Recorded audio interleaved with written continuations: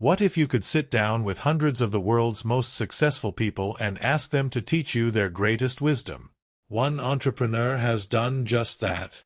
In The Diary of a CEO, Stephen Bartlett distills the business and life advice he's gained from several years of podcast interviews, as well as his own extensive business experience. His tips are for anyone looking to make a difference in the world and live the most fulfilling, productive life possible. Bartlett is a British entrepreneur, investor, and host of the popular podcast The Diary of a CEO, in which he interviews experts and top performers like Spotify CEO Daniel Ek, actor Maisie Williams, and entrepreneur Richard Branson. He's co-founded several companies, including Social Chain, a social media marketing agency he started at age 21, and Flight Group, a marketing and investment company. In 2020, Bartlett was named to the Forbes 30 Under 30 list, and he's been an on-camera investor on the reality show Dragon's Den since 2022.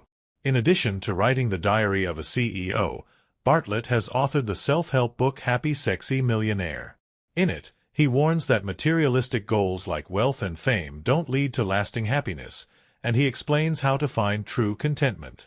In this guide, we've reorganized Bartlett's advice into 4 categories: living a meaningful life, running a successful business, managing productive teams, building an irresistible brand image. In our commentary, we'll supplement Bartlett's business advice with tips from books like Built to Last and The Lean Startup, and we'll add to his life advice by consulting books like Outlive and Atomic Habits. How to live a meaningful life. Before we get into specific advice for business success, let's explain how to develop the mindset you need to reach your full potential and change the world. We'll also cover the general strategy you'll use to do so. Here are 4 of Bartlett's tips. Tip number 1. Keep death at the front of your mind. First, Bartlett asserts that you can motivate yourself to live life to the fullest by frequently reflecting on your mortality. Many people avoid thinking about death because they see it as an unpleasant, depressing reality. However, Bartlett asserts that reflecting on death will help you feel more alive. Remind yourself that every hour you spend is one you'll never get back. You'll naturally find a new appreciation for the good things in your life. Additionally, you'll feel more inspired to spend your time and energy on the activities that are the most meaningful and make you the happiest. Bartlett also argues that because your time on Earth is limited, your health should be your top priority. By investing time and effort in healthy habits like a nutritious diet, exercise, and sufficient sleep, you increase your odds of living longer. This gives you more time to spend on meaningful and enjoyable pursuits. Furthermore, maintaining a healthy body and mind will drastically improve your mood, empowering you to accomplish more in practically every other aspect of your life. Short-form note: in Outlive, Peter Attia explains that a nutritious diet, exercise, and sufficient sleep all extend your lifespan by helping to improve your metabolic health, your body's ability to effectively process, store, and use energy from food. The healthy habits Attia recommends keep your body from processing nutrients in unhealthy ways, such as storing them as fat that surrounds important internal organs. In this way, these habits reduce your risk of diabetes, cancer, heart disease, and even brain degeneration, all of which are leading causes of death. Avoiding these diseases will also help you maintain your physical capabilities as you age, resulting in more day-to-day happiness and greater productivity. The need to maximize meaning and happiness can make you anxious. Bartlett argues that thinking about death motivates you to optimize your life for meaning and happiness, but approaching this tactic in the wrong way may leave you unhappy. In The Wisdom of Insecurity, Alan Watts argues that our tendency to fixate on the constant passage of time and death's approach is the source of all of humanity's anxiety. This anxiety leads many people to try to maximize the pleasure they feel at every moment they have left, an ultimately futile effort, as the need to constantly feel pleasure creates additional unpleasant anxiety. If thinking about death makes you feel like you need to be doing work that makes you extremely happy and fulfilled at every moment, it may be unhealthy. Feeling like you're failing to maximize your happiness and fulfillment will make you more anxious and unhappy. If this is the case for you, you may need to practice living in the present. Doing so helps you endure pain and fully appreciate pleasure. Tip number 2. Focus on increasing your potential impact on the world. Once you recognize that your time on Earth is limited, how do you get the most out of the time you have? According to Bartlett, you can maximize your impact on the world by building up certain assets in a particular order. First, focus on acquiring knowledge and developing your skills. This will make you increasingly valuable to others, giving you the leverage you need to, over time, forge connections with people willing to help you, accumulate capital, and establish a reputation as someone capable of great things. This reputation will make it easier for you to gain even more connections and capital, empowering you to make a sizable difference in the world. For example, you might start out as a world-class programmer, then use those skills to connect with other talented technical workers and attract the attention of investors to fund your product ideas. Eventually, you'll work on enough high-profile projects that all kinds of people will clamor to work with you on any project you think will change the world. Bartlett warns that attempting to shortcut this process by prioritizing connections, capital, or reputation right away is a recipe for failure. If you lack the necessary knowledge and skills, any lucky breaks in connections, capital, or reputation will be short-lived and unsustainable. For instance, imagine a musician suddenly gains industry connections, a record deal, and worldwide fame after starring in a viral video. If they lack musical skills and an understanding of what makes a song compelling, they won't be able to create music that continues resonating with listeners, and they'll quickly fade back into obscurity. Don't blindly follow this path. Bartlett's roadmap of acquiring knowledge and skills, then leveraging them for connections, capital, and a reputation, could ultimately make your life worse if you follow it blindly. In Happy Sexy Millionaire, Bartlett himself argues that many people chase goals that they don't really care about. They do so because social media and other cultural pressures have given them a warped idea of the ideal life. Consequently, they feel inadequate, unhappy, and lost, even after they've accomplished great things. To avoid this, ignore the external pressures from society and social media, and ask yourself what you value above all else. What would you be willing to sacrifice everything for? Then, let this value guide all your decisions in life. As long as you're pursuing something you truly care about, you'll be happy even if you don't make a world-changing impact. Furthermore, the shortcuts Bartlett warns against in the Diary of a CEO will likely be less tempting if you're chasing authentic goals, as opposed to seeking connections, capital, and fame just for the sake of having them. In this way, authentic goals may make you more likely to succeed. Discover where your skills are in demand. Although Bartlett recommends building up valuable knowledge and skills, he also argues that no knowledge or skills are inherently valuable. Rather, their worth is determined by the market in which you use them. Thus, you can greatly increase the demand for your expertise and accelerate your potential impact on the world by deploying your knowledge and skills in an industry where they're less common or can generate more value. For example, a talented graphic designer could accelerate their career by specializing in an emerging field like virtual reality user interfaces. Short-form note: if you're planning on changing industries to maximize the demand for your knowledge and skills, it will arguably benefit you more than the average worker to cultivate highly transferable skills that are valuable across many fields. Examples include effective verbal communication and project management. In particular, some experts argue that the ability to learn quickly is the most important transferable skill you can learn because it enables you to better acquire new, in-demand skills throughout your career. To improve this skill, follow the process outlined in the Master Guides. Learn anything, adopt a learning mindset, optimize your focus, and use your learning toolbox. Tip number 3. Seek positive stress. As we've discussed, there's a lot you have to do if you want to maximize your potential impact. Bartlett notes that high-stakes pursuits are inherently stressful. However, he asserts that stress doesn't have to be bad. On the contrary, it can be motivating, empowering, and even pleasant. Bartlett argues that as long as the source of your stress is a meaningful challenge you've chosen to pursue, it's possible to experience it as a positive, energizing force that sharpens your mind and improves your chance of success. To do this, all you need to do is notice that you're stressed, then remind yourself that it's part of the meaningful purpose you've chosen. More ways to positively transform stress. To support these ideas, Bartlett cites the work of psychologist Kelly McGonigal.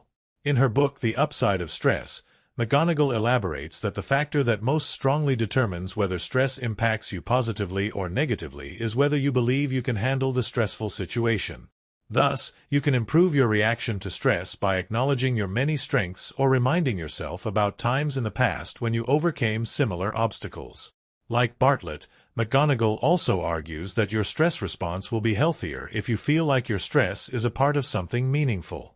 Make your stress feel even more meaningful by recognizing the hidden upside to stressful situations.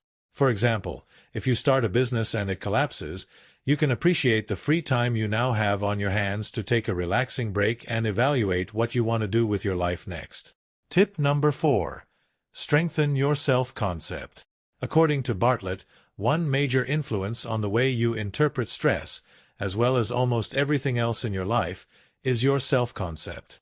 This includes your beliefs, thoughts, and feelings about who you are and what you're capable of. An empowering self-concept is essential to build the resilience you need to overcome major challenges.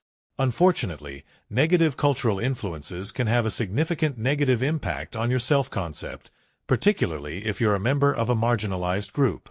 In particular, widely held stereotypical beliefs can infect your self-concept, shaking your confidence and making it easier for setbacks to leave you demoralized. To combat these negative influences and develop a strong, positive self-concept, Bartlett recommends focusing on taking actions that align with the type of person you want to become. Every choice you make serves as evidence to yourself about who you are and what you're capable of. The more you act like a strong, resilient person, the more you believe you are one, and the stronger your self-concept becomes. This makes you more confident, which makes it easier to push through obstacles, creating a virtuous cycle in which the small steps you take toward your goals give you the strength you need to take bigger steps. How to raise children with a strong self-concept. In How to Talk So Kids Will Listen and Listen So Kids Will Talk, Adele Faber and Elaine Maslish explain how parents can ensure that their children develop empowering self-concepts. The key is to prevent children from internalizing negative stereotypes about themselves, whether they're the stereotypes that Bartlett warns about or simply labels that someone has called your child, like shy or slow. To do this, be mindful of the way you think about your kids. Any stereotypes you believe about your kids will reveal themselves in your words and actions, and they'll adopt your concepts of them as their own. Furthermore, Faber and Maslish, like Bartlett, recognize that the actions you take significantly shape your self-concept. For this reason, give your children opportunities to demonstrate their capabilities and strengths, particularly in ways that contradict negative stereotypes they've been labeled with. For instance, if your child has been stereotyped as being bad at math, encourage them to tutor their younger sibling. How to run a successful business.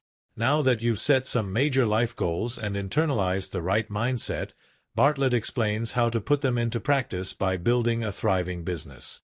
Here are 4 of his tips for developing an organization that's optimized for rapid innovation and prolonged success. Tip number 1. Encourage employees to experiment and learn from their mistakes. Bartlett argues that experimentation should be a core component of any successful business strategy. Even if many of these experiments fail, every mistake provides crucial information that can inform future experiments and decisions. Ultimately, it only takes one wildly successful experiment to pay off the sunk cost of all the other failed experiments 1,000-fold. For example, imagine a restaurant chain gives each location the freedom to add local specials to the menu. Most flop, but a few become hit dishes that are rolled out nationwide, driving massive sales growth. Encouraging your employees to fail isn't enough. Design your company from the ground up to support frequent experimentation and mistakes. To do this, make project teams as small as possible so they can organize themselves and make decisions quickly. Give these teams greater autonomy and access to resources. Streamline approval processes for experimental projects, especially for those that are low risk and easily reversible. Measure how much employees are experimenting, and reward those who experiment the most with public recognition or promotions to management roles. Promoting your most innovative workers will also encourage their teams to be more experimental. Maximize experimentation with internal startups. In the Lean Startup, Eric Ries provides a more detailed breakdown of how large, established companies can maximize experimentation and rapid innovation.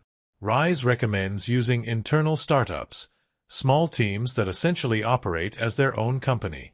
Each internal startup focuses on a single new product or service and includes workers from all the necessary functional departments, IT, marketing, and so on. This way, each internal startup can quickly gain approval from every department for any proposed changes, accelerating their innovation. Like Bartlett's experimental teams, internal startups are almost entirely autonomous. However, unlike Bartlett, Ries recommends deliberately restricting internal startups' resources so they're under pressure to focus and succeed quickly. Additionally, whereas Bartlett recommends rewarding workers with recognition or promotions for all experimentation, regardless of outcomes, Ries's system primarily rewards teams whose experimental startups are successful, with bonuses or profit sharing. This motivates workers to view the success or failure of their product or service as their personal success or failure, just like the founders of real startups. Like Bartlett, Ries believes that the potential rewards of such experiments outweigh their sunk costs. That said, he also recommends ways to reduce the potential harm caused by internal startups gone wrong. For instance, any tests that internal startups conduct should only impact a limited number of the parent company's customers. Furthermore, if at any point their experiments seriously threaten the parent company's business, those experiments must be immediately shut down. Tip number 2. Focus on tiny upgrades. We've discussed how businesses that conduct frequent experiments often reap the reward of huge groundbreaking innovations, but Bartlett also contends that innovations don't have to be big and groundbreaking to radically improve your business. Rather, a multitude of tiny upgrades can achieve big results over time. For example, an online marketplace may run thousands of small A/B tests to determine the effect of subtle design changes on user behavior. Over time, these tiny changes result in an irresistible website that gives the company a huge competitive advantage. Bartlett insists that if you build your company's culture around continuous tiny upgrades, eventually you'll have a world-class business. Likewise, Bartlett asserts that ignoring small details has the opposite effect. If you ignore little problems, their consequences will add up over time and cause major damage to your business. For example, a software company that dismisses every minor bug and user complaint as trivial will alienate its user base over time as the product becomes increasingly unusable. Tiny upgrades for self-improvement. In Atomic Habits, James Clear contends that tiny upgrades are also the key to self-improvement. By focusing on repeating one small healthy action at a time, you can turn this action into a consistent habit that requires minimal conscious effort to maintain. This allows you to continue improving yourself without draining your motivation or willpower. While these tiny upgrades may seem insignificant at first, their impact grows massively as you consistently apply them. For example, if you eat a single serving of vegetables every day at lunch, this choice will become a habit, and it'll be easier to start eating vegetables at breakfast and dinner, too. If you continue building these habits, you'll eventually revolutionize your diet and feel much healthier. Likewise, tiny oversights can accumulate into negative habits that hinder your progress. Consistent unhelpful actions, like leaving a few dishes in the sink or procrastinating on a quick task, can spiral into larger problems. Habits of avoidance that significantly impede your self-improvement efforts. Tiny upgrades are motivating. Furthermore, Bartlett emphasizes that tiny upgrades serve as a powerful source of motivation for your team. As long as your employees feel like they're successfully moving toward a goal, they'll be motivated to keep going, even if progress is slow. Short-form note. Other experts support this idea. According to John Doerr in Measure What Matters, research shows making progress can be more motivating for workers than receiving a bonus, receiving public recognition, or even achieving the goal itself. Tip number 3. Constantly predict what could go wrong. We've established that many companies fail because they overlook countless tiny flaws, but surprisingly, a good number of companies also fail because they overlook enormous flaws. According to Bartlett, People subconsciously push away thoughts and feelings about bad things that could happen because thinking about them is so unpleasant. This means that when you're running a business, your first instinct would be to avoid thinking about potential ways your company could fail and ignore any evidence that it has major flaws.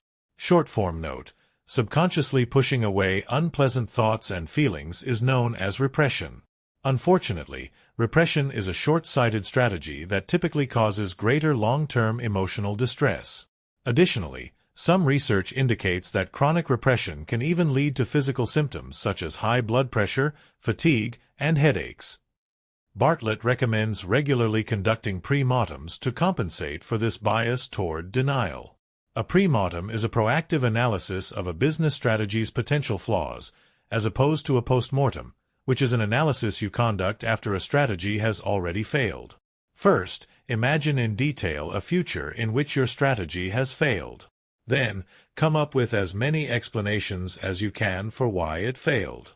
Finally, adjust your strategy to make this negative future less likely, and come up with backup plans to reduce the potential downsides of negative outcomes. The pre-mortem is most effective when you walk many relevant team members through this process together, allowing them to contribute insights. You shouldn't try to predict everything. In the dichotomy of leadership, Jocko Willink and Leif Babin argue that although conducting pre-mortems and planning for what could go wrong helps avert painful disasters, over-planning, attempting to prepare a detailed response for every possible setback, can also be harmful. Taking the time to predict everything that could go wrong will severely slow you down. At a certain point, this wasted time becomes more costly than it's worth. Additionally, over-preparing for unlikely events often causes its own problems. For example, Babin, a former Navy SEAL commander, discovered that when he assigned more soldiers than necessary to a task as part of a contingency plan, it endangered the mission. The team became more difficult to manage as it grew. For these reasons, Willink and Babin recommend limiting yourself to contingency plans for 3 to 4 things most likely to go wrong, as well as a plan for your worst-case scenario. Tip number 4. Be humble enough to hire people better than you. According to Bartlett, to build a successful business, you don't need to master a vast range of skills. More than anything else, you need to be good at identifying, hiring, and retaining people with the skills you need. No matter how smart or capable you are, your business will be constrained by the limits of your knowledge, skills, and time. The only way to break through those constraints is by surrounding yourself with team members who shore up your weaknesses and expand your capabilities. Many entrepreneurs make the mistake of overestimating the impact their skills and expertise have on whether their businesses succeed or fail. Consequently, they fail to invest enough effort in hiring the right people. Accept that you're not as essential to your business's success as you'd like to be, and focus your efforts on assembling the highest quality team you can. Additionally, make sure you create a working environment that allows them to do their best work. Every expert you hire saves you time and money. In Who Not How, Dan Sullivan argues that it's not only impossible to learn and do everything necessary to build a successful business by yourself, it's also a waste of time to do anything you're not already an expert at. Hiring an expert saves you a significant amount of time that you'd otherwise spend painstakingly learning new skills, and you can use this extra time to improve your business in other ways. Sullivan explains that although it's inefficient to do everything yourself, many entrepreneurs fall into this trap, not because of pride, but because they're hesitant to pay someone to do something they could do themselves for free. However, he contends that every dollar you spend on expert employees is an investment that kickstarts an ever-expanding cycle of growth. As long as you make the purpose of your business clear, your personnel will continue to optimize and improve whatever processes they're engaged in, generating better results faster and further improving your business. How to manage productive teams. We've established that the success of your business rests in large part on your talented workers. But how do you nurture these talents and unlock your team's full potential? Here are 2 of Bartlett's tips on how to build a productive team culture and coach individual workers to do their best work. Tip number 1. Establish a fanatical culture, then transition to a supportive culture. Bartlett contends that organizational culture, the collective working habits and underlying philosophy of your team, determines the quality of your team's work and, ultimately, your business's success or failure. However, the ideal culture differs depending on what stage in its lifespan your business is in. When launching a new business, encourage your core team to fanatically prioritize the company's success above all else. Intense devotion and single-minded focus are required to get a new business up and running. In this stage, treat your company like a cult. Make your employees feel like they're all a part of the same special group that's going to change the world. Position yourself as a visionary leader for whom failure is impossible so they can get excited to follow you. Short-form note. In Built to Last, Jim Collins and Jerry I. Porras also recommend establishing a cult-like company culture, not just at the beginning of a company's lifespan, but in perpetuity. To make employees feel more like they're a part of an exclusive, important group, create a unique vocabulary that only your company's insiders understand. Additionally, Collins and Porras contend that you shouldn't channel workers' excitement toward yourself as a visionary leader. Rather, build up their passion for the company itself and what it stands for. One way to do this is to highlight the importance of your company's history and traditions when training new employees. Bartlett warns that although this kind of fanatical culture is effective at building momentum quickly, it's impossible to maintain forever. People can only wholly devote their lives to a mission for so long before they get burnt out. For this reason, once your company is well established, allow your culture to mature into one that's more supportive of employees' long-term well-being and loyalty. Keep your team motivated and engaged over the course of years by giving them autonomy over their work and protecting them from excessive emotional stress, while ensuring that they're still doing work they can be proud of. Counterpoint. Prioritize employee well-being from the beginning. It doesn't have to be crazy at work. Business owners Jason Fried and David Heinemeier Hansen contend that it's crucial to establish a work culture that prioritizes employees' long-term well-being from the beginning, and they'd likely argue that this is true even in the early stages of a startup. They assert that most companies set ever-increasing revenue targets with the goal of achieving maximum growth at all costs. As a part of this process, companies accept investments and take out loans in an attempt to accelerate their growth as quickly as possible. However, this strategy puts unnecessary pressure on the team. If the company doesn't hit its growth targets, it goes bankrupt. This pressure can cause employees to quickly burn out. Fried and Hansen argue that instead, companies should pursue humbler goals. Be financially sustainable, deliver a great product or service, and gradually improve your business over time. Although your startup might not become the biggest company in the world, it can still become a great success. Employees who aren't overwhelmed can even be more productive. Fried and Hansen's strategy for supporting employees' long-term well-being differs from Bartlett's, too. Rather than emphasizing personal autonomy, they recommend providing generous benefits that directly support employees' lives outside of work. For instance, they pay for their employees to take 3 weeks of vacation every year and subsidize personal education that has nothing to do with work, like cooking classes. Fried and Hansen state that when employees cultivate a fulfilling personal life, their overall quality of life improves, making them less likely to burn out on the job. How to shape your team's culture. Bartlett explains how to nurture your desired culture in your organization. Articulate the fundamental values that define your organization at this stage, and ensure that they're woven into every one of its operational protocols and routines. For instance, the CEO of a tech startup might adopt the mantra of "victory requires speed" and center the organization on rapid innovation. The company requires all meetings to be held standing up to ensure they're as short and efficient as possible, and it crowns one employee every day as the momentum maker to recognize those who make the most rapid progress in a single day. Short-form note.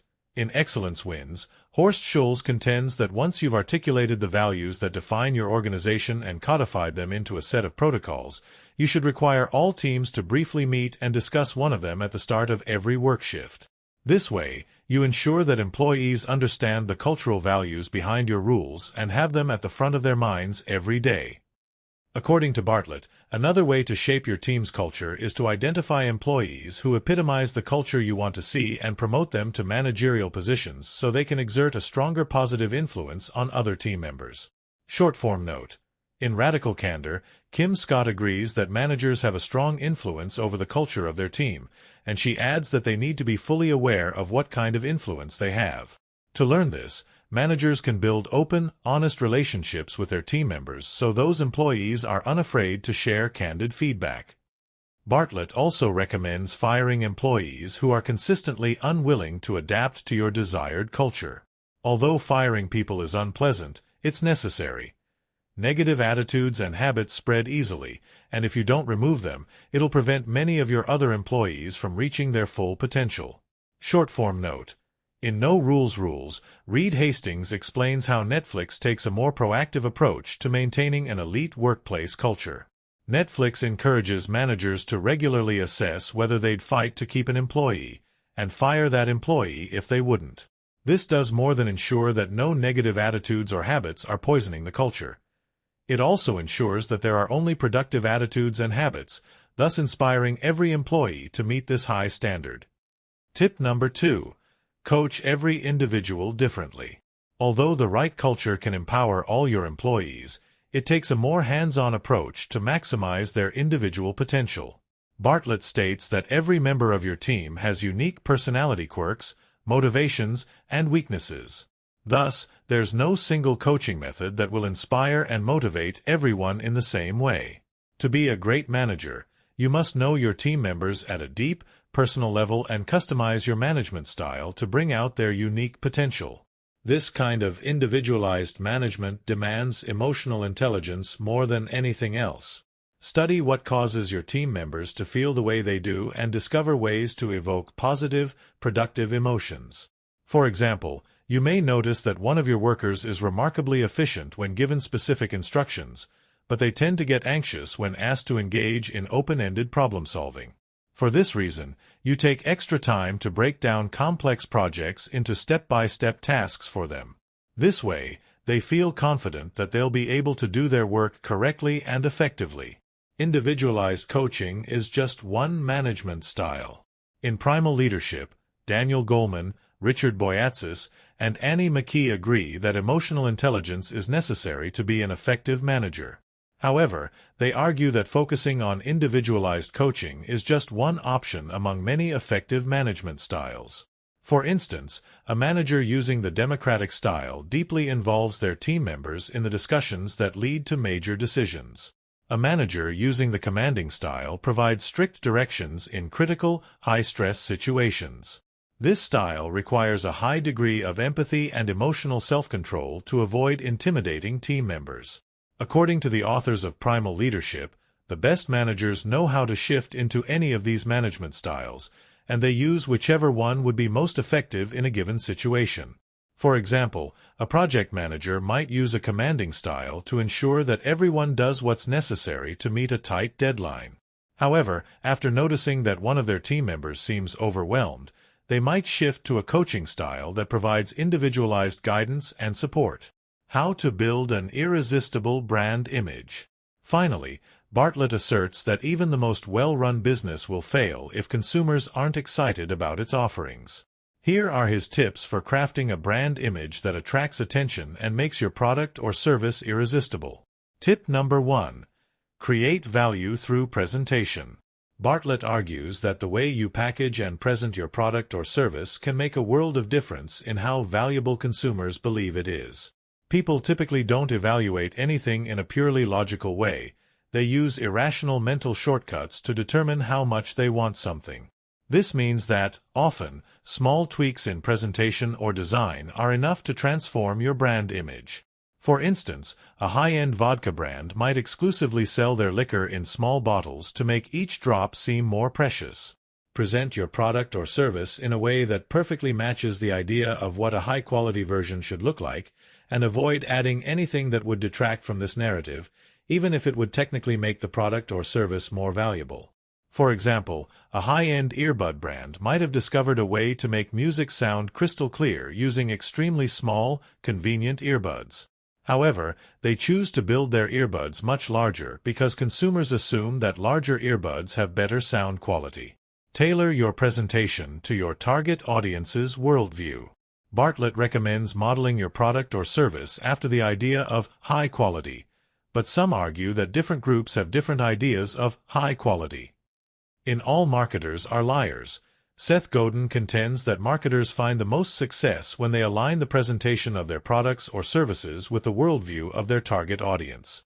By worldview, Godin means the beliefs, values, and biases that define a particular group. By appealing to a specific worldview, marketers can surround their product or service with a story that resonates with their customers and validates their beliefs. This approach helps marketers capture the attention of their target audience and communicate in a language they expect from the products and services they buy. For example, a financial planning firm might target young internet-obsessed investors by calling their services wealth hacking.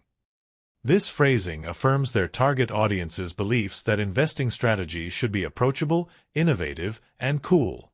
Tip number 2. Stand out from the crowd. According to Bartlett, truly successful marketing does more than present a product or service as valuable. It's so unusual and striking that it demands attention. People naturally get used to, and subconsciously ignore, the types of brands and marketing messages that they've repeatedly encountered in the past. This means that you need to find unique, attention-grabbing ways to advertise and present your brand. Furthermore, Bartlett insists that the most engaging and shareable marketing messages are unusual in a way that's impractical and ridiculous. Most companies rarely waste their marketing budgets on goofy messages, publicity stunts, or silly product features. So if you do, you'll stand out. Ridiculous investments like this will make media outlets and consumers excited to talk about your brand online, giving you free word-of-mouth advertising. For example, a car wash might enact a policy in which they'll wash your car for free if you bring in a photo of you with a celebrity. They create a huge wall to display all these photos with a large banner that reads, "Friends of celebrities wash their cars here." This memorable rule gets people talking about the car wash and reinforces the brand message that it's a high-end, celebrity-worthy service. Although unusual brands attract attention, your marketing shouldn't be so unusual that it's inconceivable.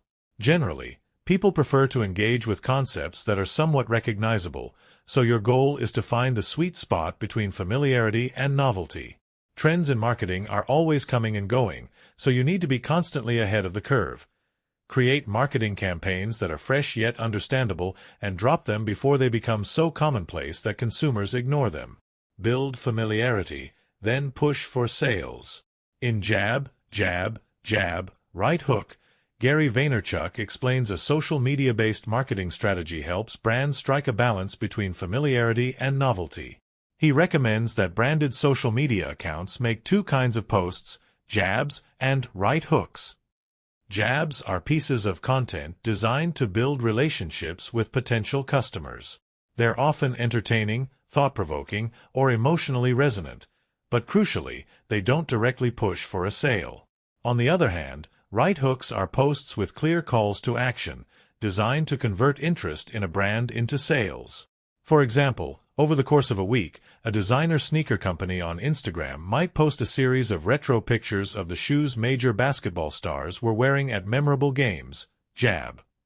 Then, they post a picture of their featured shoes for sale and offer a discount code for 20% off a customer's first pair, Right Hook.